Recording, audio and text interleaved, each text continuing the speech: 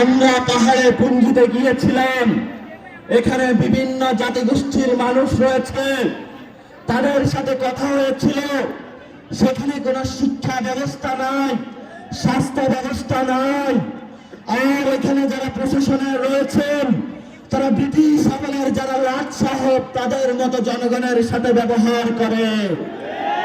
যেই জনগণের ট্যাক্সের টাকা প্রশাসন চালিত হয়, সেই প্রশাসন যদি জনগণের কল্যাণ না করতে পারে, এমন প্রশাসন বাংলাদেশে আমরা চাই না, চাই না, চাই না।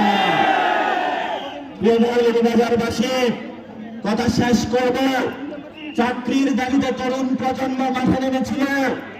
তরুণ প্রজন্মের চাকরি হয় নাই, উপদেষ্টাদের বাড়ি হয়েছে, উপদেষ্টাদের সবকিছু হয়েছে, মহিলাদের সবকিছু হয়েছে, ব্যবসা বাণিজ্য দখল হয়েছে, কিন্তু আমার যারা ছাত্রদের বাংলাদেশে তাদের কোনো ব্যবস্থা হয় না। তরুণ প্রজন্মের কোনো চাকরি হয় নাই। যারা মিডল ক্লাস ফ্যামিলি রয়েছে, রাইজিং মিডল ক্লাস রয়েছে, তারা যখন সবচেয়ে কিনতে যায়, আমাদের বাচ্চার ব্যাপারে বাজারে কিছু কিনে কাটা না করে এখনো ফ্যামিলিতে ফিরে যায়। এমন বাংলাদেশ আমরা চাই না।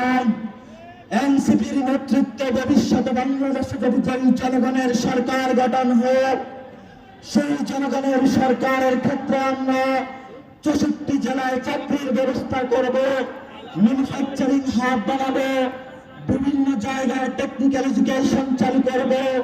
বাংলাদেশের তরুণ প্রজন্মকে কিভাবে একটি শক্তিশালী ফোর্স হিসেবে ব্যবহার করা যায়, আমরা এই দুঃখটা বুঝি।